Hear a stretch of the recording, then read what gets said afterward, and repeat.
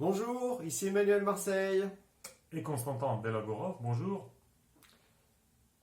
Pourquoi on fait des vidéos au fait? T'es pas concentré, Emmanuel, quoi. Il faut quand même faire plus d'attention aux détails, quoi. Je suis un peu dans le flou du poisson là. Ouais. Ah ouais, moi aussi un peu, là, j'avoue.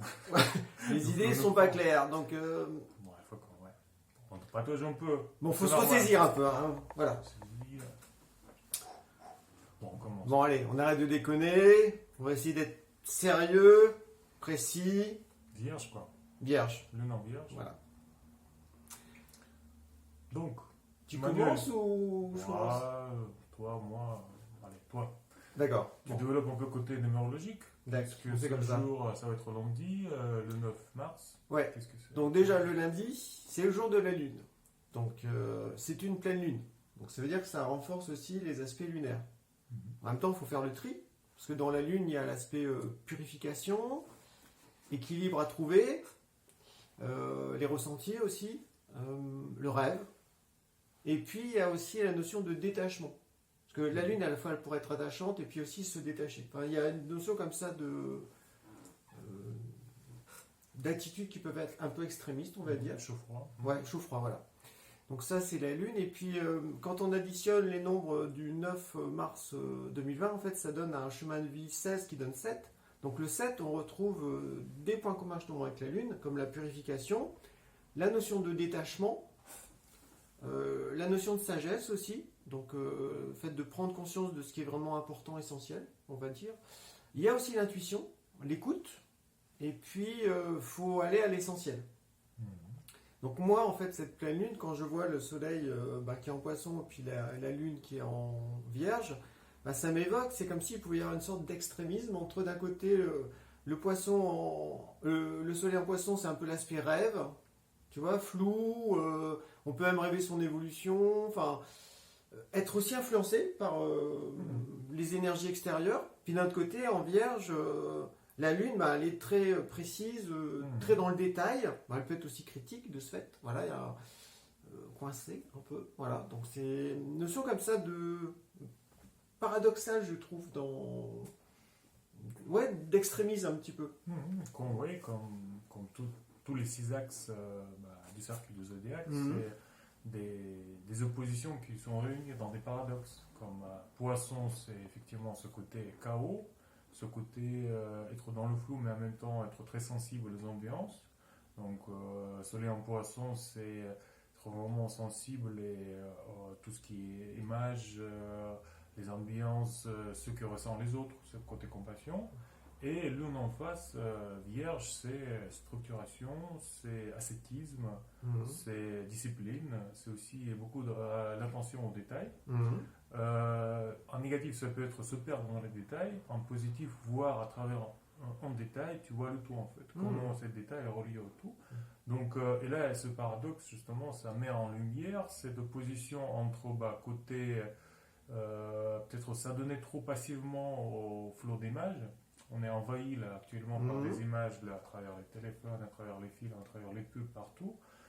Du coup, ça peut donner cet aspect passivité et se laisser aller. D'accord. Comme ça. Mais en fait, il y a un côté positif, c'est le fait que le Soleil en conjonction avec Neptune.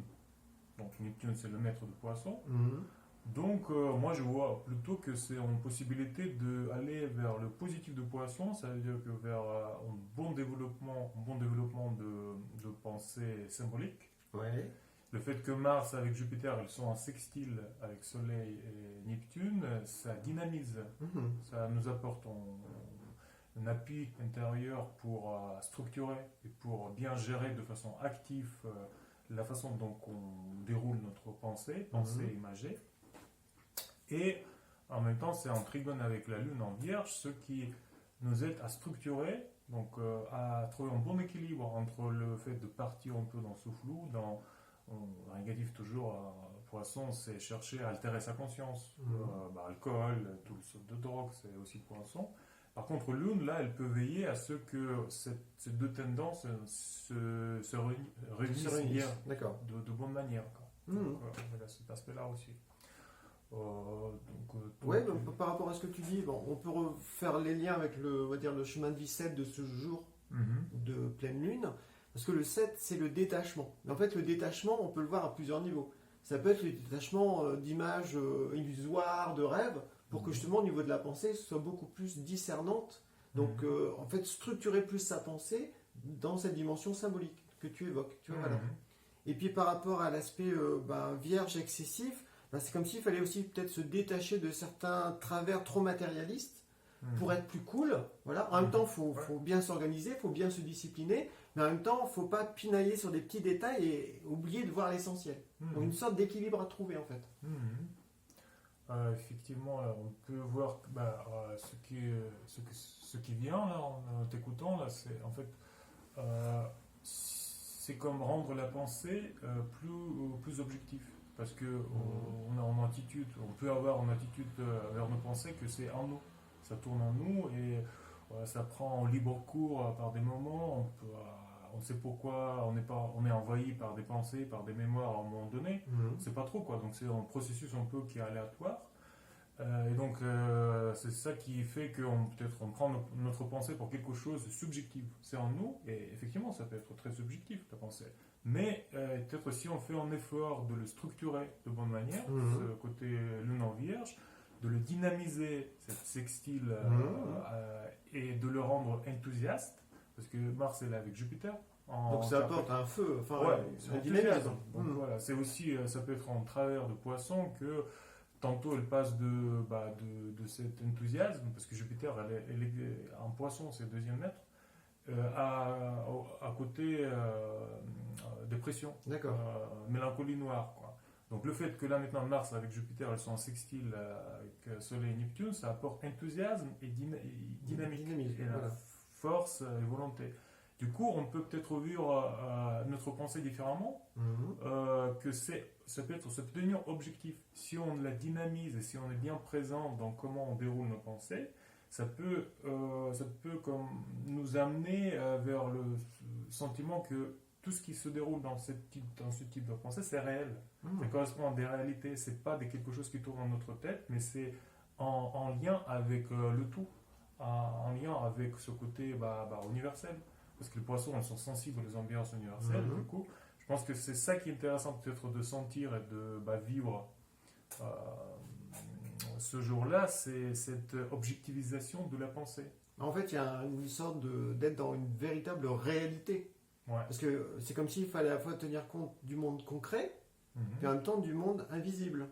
Et ne pas s'illusionner dans un sens ou dans l'autre. Une sorte comme ça d'équilibre. Parce qu'en fait, ce que tu évoques là, cette dynamisation en fait, de la pensée, en tout cas les bons aspects entre Mars, Jupiter et puis le Soleil d'un côté et puis la Lune de l'autre, moi ça m'évoque le fait d'accomplir en quelque sorte des actes de foi. C'est-à-dire qu'on a foi dans les valeurs universelles profondes et en même temps concrètement on va trouver les moyens de les manifester. Donc là c'est comme si ça allait renforcer aussi notre foi justement et apporter aussi peut-être plus de conscience, de confiance en soi dans le fait qu'on peut manifester des belles idées ou des idéaux qu'on porte en nous. Il y a une sorte comme ça de challenge en fait à est-ce qu'on met en pratique au fond notre cheminement spirituel ou nos grandes idées, on les confronte à la réalité et avec enthousiasme pour les rajuster si c'est nécessaire et puis aller au bout des choses en fait. En fait, en même temps ça peut paraître un petit travers de Poisson que Soleil en Poisson ça peut être un peu indécisif. Du coup on attend un peu de l'extérieur pour que l'extérieur nous amène vers des choses mais peut-être des fois on a du mal à saisir notre propre volonté. Mars avec Jupiter, ça peut justement donner ces actes de foi, donc passer à l'action aussi. Donc, effectivement. Donc, il y a un petit aspect conjonction Vénus-Uranus. Et ça correspond à quoi?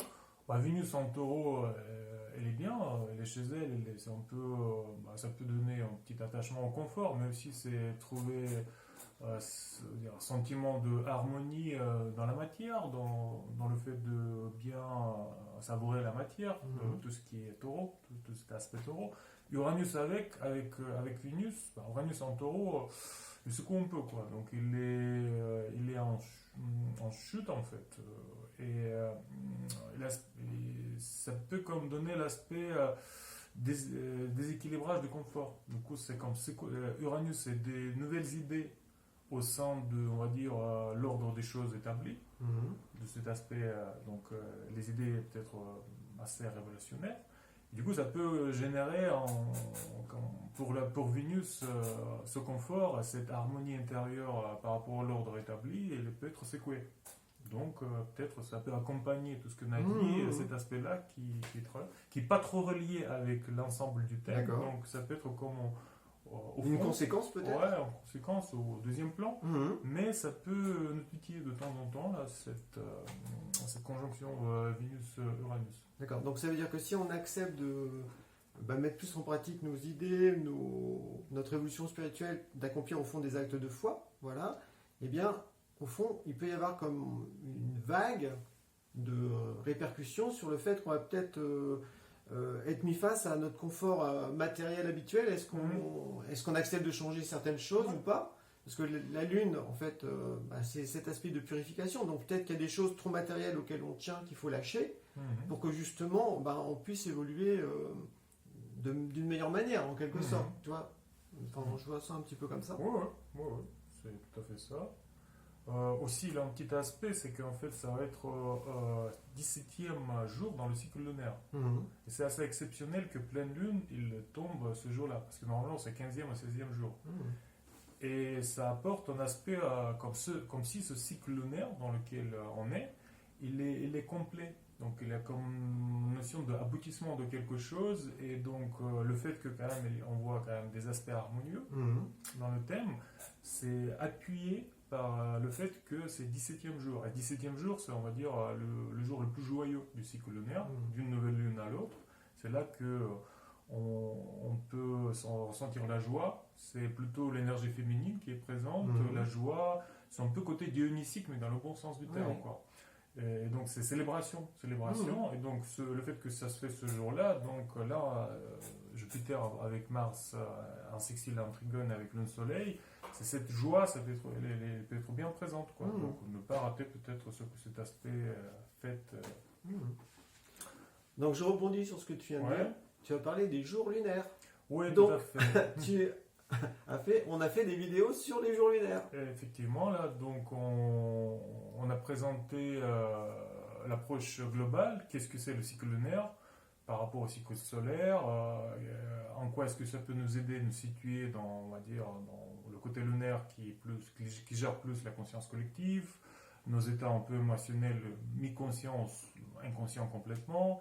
Et comment, en prenant du recul par rapport à ce cycle qui est là, qu'on veut ou pas, on peut sentir plus de liberté et se détacher de ça un peu et sentir plus qu'on est acteur dans ce qui se passe.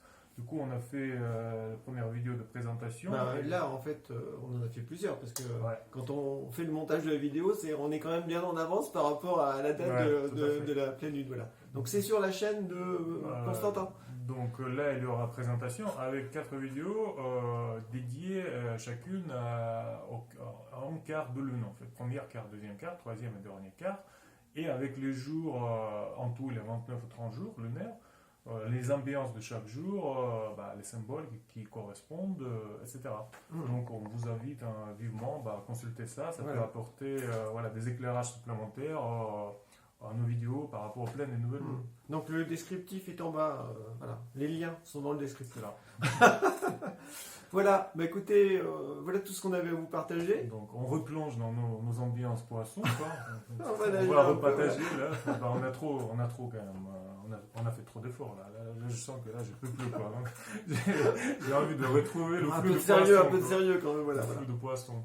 Bon, on vous souhaite une bonne journée. Bye bye. Oui, merci beaucoup pour votre attention et à la prochaine. Au revoir.